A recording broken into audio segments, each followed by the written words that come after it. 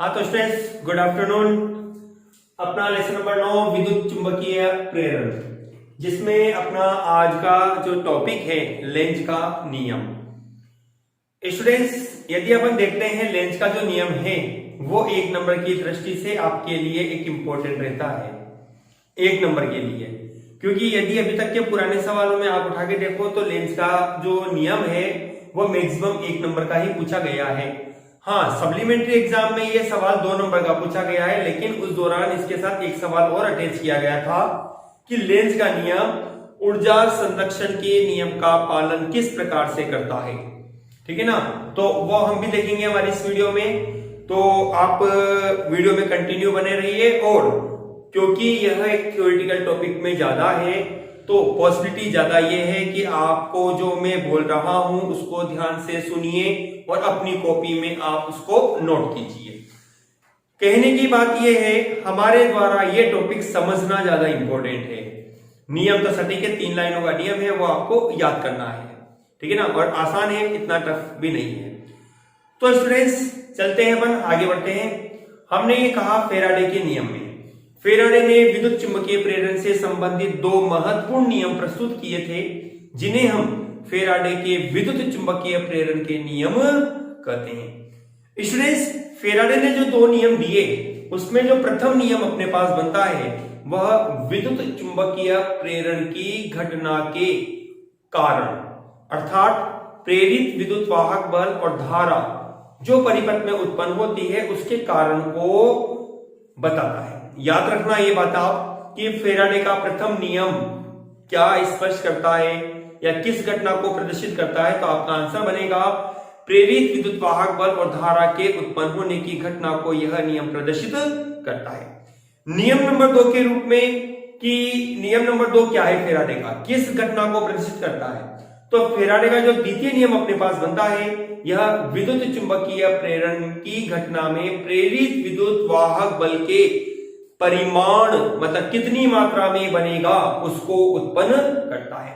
ठीक है स्टूडेंट्स, तो आज हम ये देखना चाहते हैं कि फेराडे ने जो इक्वेशन दी थी, और हमने कल हमारी वीडियो में जाते जाते बताया भी था E बराबर D phi upon D T, ये अपने पास फेराडे के अकॉर्डिंग बनता है, लेकिन हम यहां पर परिमाण लेते हैं, है ना। हमने बोला था द्वितीय नियम में कि प्रेरित विद्युत वाहक बल का परिमाण चुंबकीय फ्लक्स में परिवर्तन की दर के बराबर होता है।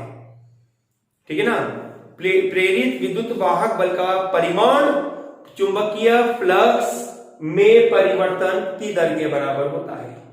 ठीक है, परिमाण वर्ड बोलने से यहां पर एक चिन्ह आता है, जो चिन्ह आपको लिखने की जरूरत नहीं पड़ती। यदि आपने परिमाण नहीं लगाया तो आपके पास यह माइनस का चिन्ह बनता है, क्योंकि आप लैंग्वेज में परिमाण बोल चुके, तो वो अंडरस्टूड है कि आपके द्वारा परिमाण यहां पर लिया गया है। That's clear.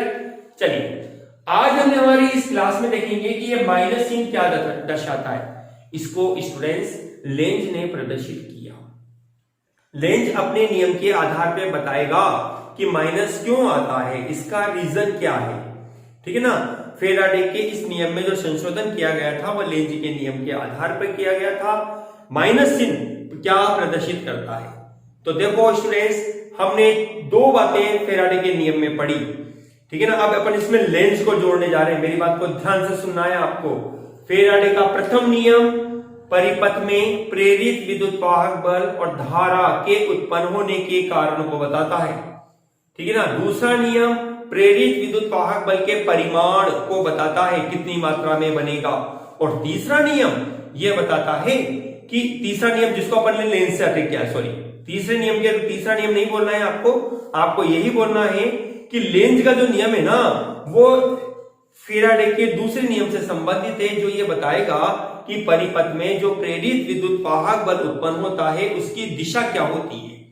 ठीक है, तो लेंज के नियम के अनुसार हम ये कहते हैं कि जब कुंडली और चुंबक के मध्य सापेक्ष गति कराई जाती है, जब कुंडली व चुंबक के मध्य सापेक्ष गति कराई जाती है, सापेक्ष का मतलब क्या हुआ, पास लाना और दूर ले जाना, दोनों बातें आ गई इसमें। ठीक है ना, तो कुंडली से संबद्ध चुंबकीय फ्लक्स में परिवर्तन होता है, जिसके कारण कुंडली में प्रेरित विद्युत वाहक बल और धारा उत्पन्न होती है। क्या स्टूडेंट्स? प्रेरित विद्युत वाहक बल और धारा उत्पन्न होती है। ये उन कारणों का विरोध करती है जिनके कारण इनकी उत्पत्ति होती है। मैंने शुरुआत की 2 लाइनें बोली है, बिल्कुल सेम आपके पास फैराडे के नियम की ही 2 लाइनें हमने कॉपी की है, जो कि लेंज कहता है। लास्ट की जो 2 लाइन है ना, वो केवल फैराडे के ये जो नियम है ना, उसमें आपके पास लेंज अपनी दिशा बताता है कि यहां दिशा क्या बनेगी।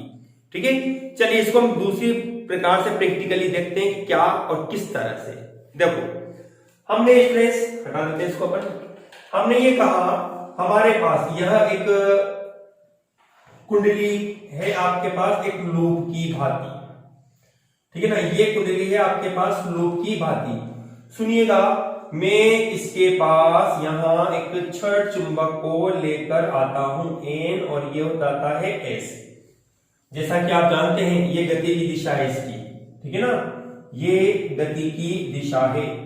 आप भली भांति जानते हो, अच्छी तरह आप परिचित हैं कि जब भी चुंबक के किसी एक ध्रुव को कुंडली की ओर लाया जाता है, कुंडली के एक सिरे की ओर लाया जाता है, तो कुंडली में एक विद्युत वाहक बल और धारा उत्पन्न होती है, ठीक है ना। चुंबकीय फ्लक्स के मान में परिवर्तन होता है और यह परिवर्तन कम से अधिक की ओर होता है। देखो, कम से अधिक का मतलब क्या हुआ कि जब चुंबक दूर थी आपके पास तो चुंबकीय क्षेत्र रेखाएं कम मात्रा में गुजर रही थी, लेकिन जैसे जैसे आप चुंबक को पास ला रहे हो कुंडली के पास, क्षेत्र रेखाओं की संख्या में वृद्धि होती जाएगी, ठीक है। फिर जैसे चुंबक बिल्कुल कुंडली के पास आ जाती है, चुंबकीय फ्लक्स अधिकतम हो जाता है। तो हम इसी घटना का यहाँ अध्ययन कर रहे हैं कि हमने ये कहा कि जैसे जैसे हम चुंबक को कुंडली के पास लाते हैं ये, तो इसकी क्षेत्र रेखाओं की संख्या में वृद्धि हो रही है इस प्रकार से, ठीक है ना, ये इस प्रकार से, ठीक है स्टूडेंट्स। तो यहां आपके पास एक प्रेरित विद्युत वाहक बल और धारा उत्पन्न होती है जिसकी दिशा आपके पास होगी वामावर्त दिशा। कौन सी दिशा होगी? वामावर्त दिशा। अभी रीजन बताऊंगा इसका, ट्रिक के रूप में आप याद रखेंगे बहुत आसानी से, ठीक है। यदि मैं इस एज ध्रुव को इस ओर लाता हूं तो यहां आपके द्वारा जो दिशा बनेगी कुंडली में वो होगी दक्षिणावर्त। क्या होगी? दक्षिणावर्त। चलो उल्टा करते हैं अब अपन इस घटना को। हमने ये कहा कि ये कुंडली का सिरा है जो कि ये था आपके पास। अब मैं करता क्या हूं, यहां पर इस चुंबक को कुंडली से दूर ले जाता हूं। बात समझ आई? पहले आप किस ओर ला रहे हो, अब आप चुंबक को क्या कर रहे हैं? दूर ले जाकर। क्या होगा? क्या होगा? आपके पास चुंबक के द्वारा जो क्षेत्र रेखाएं बन रही थी, जो संख्या बढ़ रही थी यहां पे, वो धीरे धीरे धीरे धीरे घटना प्रारंभ होगी। तो आप यहां पर कम रेखाएं बनाएंगे। चित्र जब बनाओगे आप इसका, ये जो अपने आप में आपको परिभाषित कर देता है कि यहां पर तो आपके पास क्षेत्र रेखाएं बढ़ती हुई है कम से ज्यादा, मतलब कि फ्लक्स भी क्या होगा? कम से ज्यादा होगा। और यहां क्या होगा? क्षेत्र रेखाएं घट रही है, इसका मतलब हो गया कि फ्लक्स आपके पास क्या होगा? अधिक से कम होगा। अब यहां जो आपके पास चुंबक की गति के कारण जो प्रेरित विद्युत वाहक बल और धारा बनेगी उसकी दिशा आपके पास होगी इस प्रकार से। यहां आपके पास यह एस अक्ष बनता हुआ आपको दिखाई देगा जो कि दक्षिणावर्त रूप लेता है, ठीक है। तो ये लेंज का नियम किस तरह से क्या प्रदर्शित करता है सुनिए। हमने दोबारा से मैं लेंज का नियम बोर्ड पे लिख देता हूं स्टूडेंट्स। देखो, इस नियम के अनुसार हमने ये कहा जब कुंडली व चुंबक के मध्य सापेक्ष गति कराई जाती है, सापेक्ष गति कराई जाती है, तो कुंडली व चुंबक से संबद्ध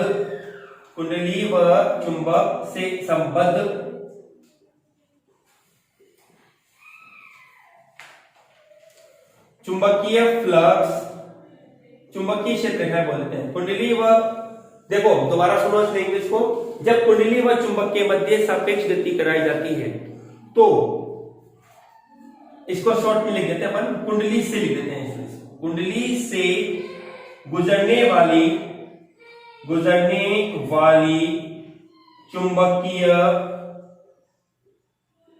चुंबकीय क्षेत्र रेखाओं की संख्या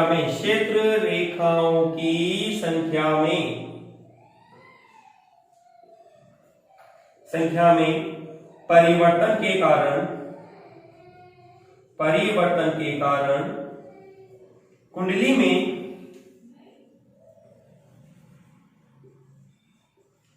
में प्रेरित विद्युत वाहक बल व धारा उत्पन्न होती है। ठीक है, यहां तक तो देखो स्टूडेंट्स, जो फेराडे ने कहा वही बात अपन ने कही है। दोबारा फिर सुन लीजिए। जब कुंडली व चुंबक के मध्य सापेक्ष गति कराई जाती है तो कुंडली से गुजरने वाली चुंबकीय क्षेत्र रेखाओं की संख्या में परिवर्तन, अर्थात d∅/dt। आप डायरेक्ट भी कह सकते हो, जब कुंडली व चुंबक के मध्य सापेक्ष गति कराई जाती है तो चुंबकीय फ्लक्स में परिवर्तन होता है। बात एक ही है आपके पास, ठीक है ना, कोई गलत नहीं है। लेकिन हमने दोबारा से मिटा कर इसको इस वजह से लिखा ताकि आपको फेराडे का नियम और यह नियम एक समतुल्यता आपको दिखा दे, ठीक है ना। तो हमने कहा प्रेरित विद्युत वाहक बल व धारा उत्पन्न होती है जो उन कारणों का विरोध करती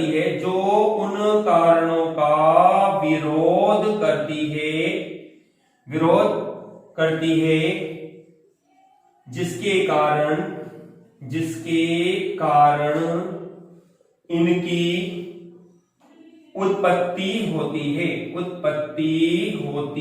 है। ठीक है स्टूडेंट्स, ये आपके पास बनता है लेंज का नियम। अब देखो दोबारा से फिर इसको रीड कर लो, दोबारा से फिर समझ लीजिए किस तरह से विरोध होगा वो घटना। देखो हमने सर्वप्रथम क्या किया, एक कुंडली का एक सिरा लिया, हम इसके पास में चुंबक के किसी एक ध्रुव को हम पास लाते हैं। ठीक है, जब चुंबक को पास लाया जाता है तो कुंडली से गुजरने वाली चुंबकीय क्षेत्र रेखाओं की संख्या में वृद्धि होती है। ठीक है ना, क्या होती है, वृद्धि। तो ऐसी स्थिति में कुंडली का यह सिरा समान ध्रुव की भांति व्यवहार करेगा। बहुत इंपॉर्टेंट चीज बता रहा हूं, ध्यान से सुनना, ध्यान से समझना, ठीक है ना। जब चुंबक को कुंडली के पास लाते हो तो कुंडली का वह सिरा समान ध्रुव की भांति व्यवहार करेगा। क्या करेगा, समान ध्रुव की भांति व्यवहार करेगा। जैसे हमने कहा ये एन ध्रुव है, हम इस एन ध्रुव को कुंडली के पास ला रहे हैं तो कुंडली का ये सिरा एन ध्रुव की भांति व्यवहार करेगा। आप क्या करेंगे, जब प्रेरित विद्युत वाहक बल और धारा की दिशा में प्रदर्शित करेंगे तो एक प्रैक्टिकली एन बना के देख लो आप। यही आपके पास प्रेरित विद्युत वाहक बल और धारा की दिशा होगी जो कि विरोध कर रही है। विरोध किस प्रकार से, क्योंकि अपन जानते हैं समान प्रकृति के ध्रुवों के मध्य प्रतिकर्षण होता है। तो ये क्या करेगा, चुंबक को पास आती हुई कुंडली जो है ना, ये चुंबक जो पास आ रही है इसकी गति का विरोध करेगा। इसको कहेगा भाई दूर खिसक, क्योंकि हम जानते हैं समान ध्रुवों के मध्य क्या होगा, प्रतिकर्षण होगा। ठीक है, इसी प्रकार से जब आप चुंबक को दूर ले जा रहे थे, ये आपके पास चुंबक की गति की दिशा है, गति की दिशा। तो आपने क्या कहा यहां से कि जब आप इस चुंबक को दूर ले जा रहे हैं तो चुंबकीय क्षेत्र रेखाएं घट रही है, तो कुंडली का ये सिरा क्या करेगा, विपरीत ध्रुव की भांति व्यवहार करेगा। विपरीत ध्रुव की भांति क्यों, क्योंकि ये इसकी गति का विरोध कर रहा है कि भाई दूर क्यों जा रही है, पास खिसक। पास आने का अर्थ हो गया कि ये उत्तरी ध्रुव है तो ये क्या बनना चाहिए, दक्षिण ध्रुव बनना चाहिए। तब जाके ही आपके पास क्या होगा कि ये चुंबक को अपनी ओर आकर्षित करना चाहेगा। ठीक है ना, आकर्षित करना चाहेगा, मैं बोल रहा हूं गा, मतलब करता नहीं है, गा कंडीशन हो सकती है। तो ऐसी स्थिति में यहां प्रेरित विद्युत वाहक बल और धारा की जो दिशा बनेगी वो एस ध्रुव की बात है। तो अपन ने शुरू से देखा कि जब कुंडली और चुंबक के मध्य हम गति करते हैं, गतिमान करते हैं वस्तु को, मतलब चुंबक या कुंडली को, तो जब प्रारंभ में चुंबक के पास आने पर क्षेत्र रेखाओं की संख्या में वृद्धि होती है तो कुंडली समान ध्रुव की भांति व्यवहार करेगी। बहुत इंपॉर्टेंट ट्रिक के रूप में हो गई अब आपके पास। जब चुंबक को पास लाते हो तो कुंडली समान ध्रुव की भांति काम करेगी और दूर ले जाते हो तो विपरीत ध्रुव की भांति व्यवहार करेगी। इस प्रकार से स्टूडेंट्स आपका ये लेंज का नियम कंप्लीट होता है। अब हम इसमें पढ़ते हैं ऊर्जा संरक्षण का नियम, अर्थात लेंज का नियम ऊर्जा संरक्षण नियम का पालन किस प्रकार से करता है। ठीक है, जल्दी से इसका स्क्रीनशॉट लेके अपनी नोटबुक में नोट करिए, फिर मैं आपको ऊर्जा संरक्षण नियम पर यह किस प्रकार से आधारित होगा उसको देखेंगे। ठीक है स्टूडेंट्स, इस तरह से आपने या लेंज का नियम आपने देखा। देखो मैं दो इंपॉर्टेंट बात आपको यहाँ पर और बता देता हूँ लेंज के नियम में साथ साथ, कि एक तो आपके द्वारा यहाँ जो लेंज के नियम में प्रेरित विद्युत वाहक बल बनता है E बराबर होता है माइनस के d5dt। ये आपके पास नोट के रूप में है जिनको आपको ध्यान रखना है विशेष तौर से ना। पहला स्टार मैंने आपको डाला E बराबर है माइनस d5dt। तो इसमें यहां जो ऋणात्मक चिन्ह आपके पास है यह क्या प्रदर्शित करता है? आपके पास एक नंबर का सवाल होता है E बराबर माइनस d5dt में माइनस चिन्ह क्या प्रदर्शित करता है? तो याद रखिएगा यह आपके पास प्रेरित विद्युत वाहक बल की दिशा को प्रदर्शित करता है। किसके? प्रेरित विद्युत वाहक बल की दिशा को प्रदर्शित करता है। नोट नंबर 2 के रूप में याद रखना है आपको ये भी। देखो हम सामान्यतया यहां अपन ने बात करी, ये क्या है? ये प्रेरित धारा है। ठीक है ना। यदि मैं कहता हूं कुंडली में ये कुंडलियां, ये सब कुंडलियां जो आपके बनी हुई है बंद है, मतलब कि इसमें धारा प्रवाह है। ठीक है, मैं आपसे ये कहना चाहता हूं कि यदि मान लीजिए कुंडली की जो कुंजी है हमने ओपन कर रखी है, परिपथ खुला परिपथ हो, कौन सा परिपथ? खुला परिपथ आपके पास है। ठीक है ना, खुला परिपथ आपके पास हो तो आप बताइए ऐसा खुले परिपथ में क्या घटना घटेगी? तो स्टूडेंट्स याद रखना कि खुले परिपथ में जो आपके पास प्रेरित धारा होगी वो तो उत्पन्न ही होगी, लेकिन जब कुंडली और चुंबक के मध्य सापेक्ष गति कराई जाएगी तो प्रेरित विद्युत वाहक बल जरूर उत्पन्न होगा। तो सवाल क्या है? सवाल को सुना। यदि खुले परिपथ में चुंबकीय फ्लक्स में परिवर्तन होता है तो क्या घटना घटित होगी? तो आपका आंसर क्या बनेगा? आपका आंसर बनेगा प्रेरित धारा का प्रवाह नहीं होगा लेकिन प्रेरित विद्युत वाहक बल उत्पन्न होगा। ठीक है, प्रेरित विद्युत वाहक बल क्या होगा आपके पास यहाँ पर? उत्पन्न होगा। चलिए ये 2 पॉइंट थे स्टूडेंट्स जो अपन ने यहाँ पर आज नोट किए। अब मैं ये बताना चाहता हूं नोट नंबर 3। आपके पास सवाल आ सकता है लेंज का नियम किस नियम का पालन करता है? तो आपका आंसर बनेगा ऊर्जा संरक्षण का नियम। ठीक है ना, लेंज के नियम जो है वो ऊर्जा संरक्षण के नियम पर आधारित होता है। ठीक है ना, ये सवाल 1 नंबर का आ सकता है। ठीक है, सवाल अच्छा सवाल है कि लेंज के नियम में किस नियम का पालन होता है या कौन सी घटना का पालन करता है? तो आपका आंसर बनेगा लेंज का नियम ऊर्जा संरक्षण के नियम पर आधारित होता है। चलो थोड़ी देर अपन पुरानी क्लास में चलते हैं ऊर्जा संरक्षण पर। देखो ऊर्जा संरक्षण के नियम में हम ये कहते हैं कि ऊर्जा को न तो उत्पन्न किया जाता है और न ही नष्ट किया जाता है, इसे केवल एक अवस्था से दूसरी अवस्था में रूपांतरित किया जाता है। ठीक है ना, तो मेरे कहने का अर्थ यहां पर क्या है? जैसे आपने एक राशि को घटाकर दूसरी को बढ़ाया, ठीक है, और यदि दोनों राशियों का जो योग है वो प्रारंभिक योग के बराबर ही होता है। ठीक है, जैसे एग्जांपल देखो आप, जैसे मैंने लिखा 7 बराबर है 5 प्लस 2। मैंने क्या किया? 5 की जगह 4 लिख दिया और 2 की जगह 3 लिख दिया। योग तो कितना रहेगा? 7 ही रहेगा। घटना आपके पास वही रहेगी, केवल परिवर्तन किसमें किया? आपने इन मानों में परिवर्तन किया। ठीक है, तो ये तो हुआ आपका रूपांतरण किसमें? एक नियत राशि में। एक ऊर्जा संरक्षण का जो नियम है वो इसी घटना पर अपने पास आधारित होता है कि इस नियम के आधार पर हम ऊर्जा को उत्पन्न नहीं कर रहे, ये केवल एक अवस्था से दूसरी अवस्था में रूपांतरित की जा रही है। जैसे आपने पढ़ा होगा 9th 10th क्लास में ऊर्जा संरक्षण के नियम में यांत्रिक ऊर्जा संरक्षण का नियम कि स्वतंत्रता पूर्वक नीचे गिरती हुई वस्तु की कुल ऊर्जा सदैव नियत रहती है। ठीक है, जब आप वस्तु को ऊपर की ओर लेकर जाते हो तो आपके पास गतिज ऊर्जा घटती जाती है, स्थितिज ऊर्जा बढ़ती जाती है, लेकिन कुल ऊर्जा उसके सदैव नियत रहती है और उस ऊर्जा का मान आपके पास होता है mgh। और जब ऊपर से नीचे गिराते हैं तो जस्ट प्रक्रिया वही है कि अब स्थितिज ऊर्जा का मान घटेगा, गतिज ऊर्जा का मान बढ़ेगा, लेकिन कुल ऊर्जा सदैव mgh ही बनी रहेगी।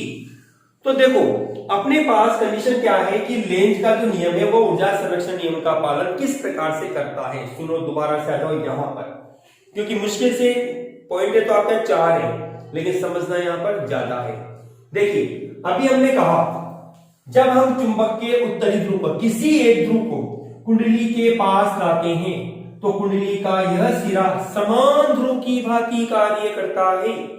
अर्थात आप उत्तरी ध्रुव को लाते हो तो कुंडली का यह सिरा क्या करेगा, उत्तरी ध्रुव की भांति कार्य करेगा। ठीक है ना। तो हम जानते हैं समान प्रकृति के ध्रुवों के मध्य प्रतिकर्षण होता है, तो हमें जबरदस्ती इस चुंबक को यदि कुंडली के पास लाना है तो हम क्या करेंगे, इस प्रतिकर्षण बल के विरुद्ध कार्य करेंगे। और ये विरुद्ध कार्य जो किया गया यही आपके पास प्राप्त होगा किसमें, ऊर्जा के रूप में। किसके रूप में प्राप्त होगा, ऊर्जा के रूप में, जिसके कारण ही कुंडली में प्रेरित विद्युत वाहक बल उत्पन्न होता है। बात समझ आई आपको? दोबारा फिर देखना, मेरी बात को बिल्कुल शॉर्ट में बता रहा हूं। अब जब चुंबक के किसी एक ध्रुव को कुंडली के पास लाया जाता है तो कुंडली समान ध्रुव की भांति व्यवहार करती है। ठीक है ना। कुंडली क्या करेगी, समान ध्रुव की भांति व्यवहार करेगी। चूंकि समान ध्रुवों के मध्य प्रतिकर्षण होता है, इस प्रतिकर्षण बल के विरुद्ध किया गया कार्य ऊर्जा के रूप में संग्रहित होता है। इसी प्रकार यदि हम चुंबक के सिरे को दूर ले जाते हैं तो कुंडली का यह सिरा विपरीत ध्रुव की भांति व्यवहार करेगा। जैसे आपने उत्तरी ध्रुव को बाहर ले जा रहे हो, आप दूर ले जा रहे हो, तो ये क्या करेगा, दक्षिण ध्रुव की भांति व्यवहार करेगा। क्यों? क्योंकि ये इस गति का विरोध करना चाहता है कि भाई ये दूर क्यों ले जा रहे हो। ठीक है ना। मतलब कि चुंबकीय फ्लक्स का मान अधिक से कम हो रहा है ना, क्यों हो रहा है, इसको बढ़ाओ। और बढ़ाने के लिए आपको क्या करना पड़ेगा, पास करना पड़ेगा। और पास करने के लिए आप तो लेकर नहीं जाएंगे, वो कुंडली का ये जो सिरा बनेगा वो क्या बनेगा, दक्षिण ध्रुव बनेगा, जिससे आप इसको इसकी ओर लाते हो तो ये आकर्षण की प्रकृति को प्रदर्शित कर सके। ठीक है ना। तो यही आपके पास क्या कहलाता है, ऊर्जा संरक्षण का नियम। अब अपन इसको बिल्कुल संक्षेप में कैसे बोलेंगे सुनो, क्योंकि देखो लिखना तो खेल अपने को काफी सारा है सही, लेकिन बोलना और समझना ज्यादा इंपॉर्टेंट आपके पास जाता है। तो हम ये कहते हैं कि जब चुंबक के किसी एक ध्रुव को कुंडली के पास लाया जाता है तो कुंडली का यह सिरा समान ध्रुव की भांति कार्य करेगा। समान ध्रुवों में प्रतिकर्षण होने के कारण हमें इस प्रतिकर्षण बल के विरुद्ध कार्य करना होता है, जिससे चुंबक को पास लाते हैं और यह कार्य ही ऊर्जा के रूप में प्राप्त होता है। इसी प्रकार से आपके पास क्या है कि जब चुंबक को दूर ले जाया जाता है तो फ्लक्स रेखाओं में, चुंबकीय क्षेत्र रेखाओं में कमी होती है। ठीक है। जिसके फलस्वरूप कुंडली का यह सिरा विपरीत ध्रुव की भांति व्यवहार करता है, जो दूर जाती हुई चुंबक की गति का विरोध करता है। जिसके फलस्वरूप इस गति के विरोध को दूर करने के लिए हम क्या करते हैं, पुनः चुंबक को क्या करते हैं, कुंडली से दूर ले जाते हैं। तो इस प्रकार जो कार्य आपके द्वारा किया गया यह कार्य ही ऊर्जा संरक्षण के नियम पर आधारित होता है। इस प्रकार से हम कह सकते हैं कि लेंज का नियम ऊर्जा संरक्षण के नियम पर आधारित होता है। ठीक है स्टूडेंट्स, जल्दी से दोबारा यदि आपके पास लेंज का नियम ऊर्जा संरक्षण का नियम का पालन किस प्रकार करता है समझाइए, तो आपको ये दोनों चित्र बनाना दोबारा से अनिवार्य रहेगा। ओके, चलिए इसका स्क्रीनशॉट लीजिए दोबारा से, और अपन दोबारा इसको नेक्स्ट टॉपिक के रूप में आप आते हैं अपन आगे। चलिए स्टूडेंट्स, अब अपन लेते हैं अपना नेक्स्ट पॉइंट। अब थोड़ा सा अपन इस टॉपिक से हट के बात करना चाहते हैं, जिसमें अपन ने कहा प्रेरित धारा और प्रेरित आवेश। क्योंकि अपन ने फेराडे के नियम, लेंज के नियम में बार बार डिस्कशन करना चाहा प्रेरित विद्युत वाहक बल, जो कि अपने पास होता है E बराबर -d∅dt। अब हम ज्ञात करना चाहते हैं कि भाई प्रेरित धारा का मान क्या होगा, और धारा निकालने हो तो आवेश का मान भी आप आसानी से ज्ञात कर सकते हैं। तो इसमें सबसे पहले अपन ने कहा यहाँ पर कि चूंकि फेराडे व लेंज के नियम से, अब ध्यान रखना है आपको, पहले आप केवल कहते थे फेराडे के नियम से, अब आपको दोनों का नाम शामिल करना है यहाँ पे। ठीक है ना। हमने कहा E बराबर होगा -d∅/dt। आप बहुत अच्छी तरह जानते हो माइनस चिन्ह जो होता है वो प्रेरित विद्युत वाहक बल की दिशा को प्रदर्शित करता है। ठीक है। हमने ये कहा यहाँ पे यदि कुंडली में n फेरे हो तो कुंडली में कुल फेरे जो कि नंबर ऑफ टर्न आपके पास बनता है, कुल फेरे कैपिटल N हो तो आपके पास बनेगा प्रेरित विद्युत वाहक बल। आपको मिलेगा E बराबर होगा -kN d∅/dt। ठीक है स्टूडेंट्स, ये अपने पास समीकरण नंबर 1 और यह बनती है अपने पास समीकरण नंबर 2 के रूप में। ठीक है, अब इसको अपन और चेंज करना चाहें तो और चेंज आप कर सकते हो। कैसे? देखिए, हम जानते हैं चुंबकीय फ्लक्स होता है, चुंबकीय फ्लक्स क्या होता है, फाई बराबर होता है BA, चुंबकीय क्षेत्र इंटू क्षेत्रफल। तो आपको बनेगा E बराबर होगा -kN, ए बाहर, मैंने ए को बाहर क्यों लिया आप अच्छी तरह जानते होंगे, क्योंकि कुंडली का क्षेत्रफल पूरी प्रक्रिया के दौरान नियत रखा जाता है। ठीक है ना, इसलिए हमने ऐसा किया है। हालांकि इस पॉइंट का अपने को कोई मतलब नहीं है, हमें मतलब रहेगा इस पॉइंट से। ठीक है ना, हमें मतलब रहेगा इस पॉइंट से। अब अपने को यहां पर क्या और किस तरह से अपन इसको चेंज करेंगे, देखो हमने ये कहा यदि कुंडली का प्रतिरोध कैपिटल R हो तो प्रेरित विद्युत धारा आपके पास होता है उनके नियम से I बराबर V/R, V की जगह लेगा E/R, समीकरण नंबर कितना, 4 नंबर। हमने समीकरण 2 व 4 को शामिल किया। ठीक है ना, तो अपने पास बनेगा I बराबर -kN/R और d∅/dt। समीकरण लेते हैं इसको नंबर 5 के रूप में।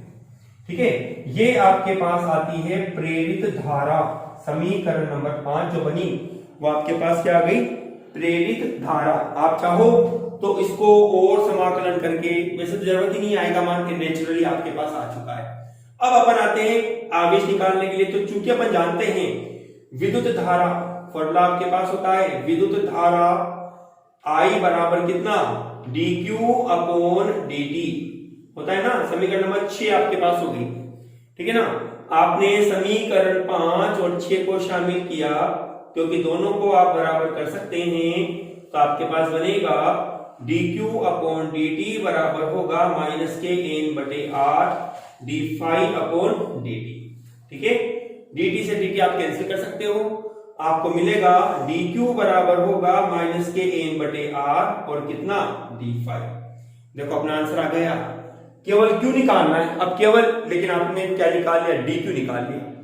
अब क्यू निकालने के लिए क्या करेंगे, समाकलन कर दो। तो सीधी सी बात है, हमने ये कहा यदि चुंबकीय फ्लक्स ∅1 से ∅2 के मध्य परिवर्तित हो तो आपको मिलेगा समाकलन dQ बराबर होगा -kN/R, बाहर ले लीजिए, और समाकलन d∅, लिमिट आपने ले ली ∅1 से लेकर ∅2 के लिए। ठीक है, अब dQ का समाकलन बनेगा क्यों, ठीक, -kN/R और आपके पास बनेगा ∅, लिमिट होगी ∅1 से ∅2 के लिए, या -kN/R। ठीक है, और आपके पास हो जाएगी उच्च सीमा माइनस निम्न सीमा। माइनस का चिन्ह आ रहा है, इसको हटाने के लिए आप क्या करो, माइनस कॉमन निकाल लो, और आपके पास बनेगा Q बराबर होगा N/R ∅1 - ∅2। इस तरह से ये इक्वेशन बनती है आपके पास समीकरण नंबर 7।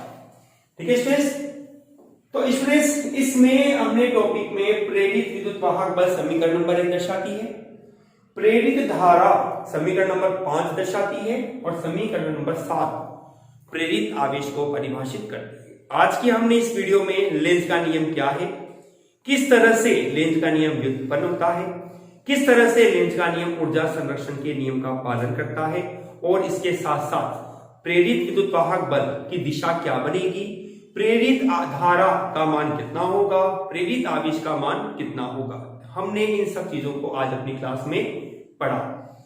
स्टूडेंट्स आज की वीडियो को हम यहीं बंद करते हैं। नेक्स्ट वीडियो बहुत जल्द आपके सामने होगी। जब तक आप इस वीडियो को पूरा अवश्य देखिए और पूरे नोट्स अपनी फेयर कॉपी में भी लिखिए। ठीक है स्टूडेंट्स, थैंक यू स्टूडेंट्स।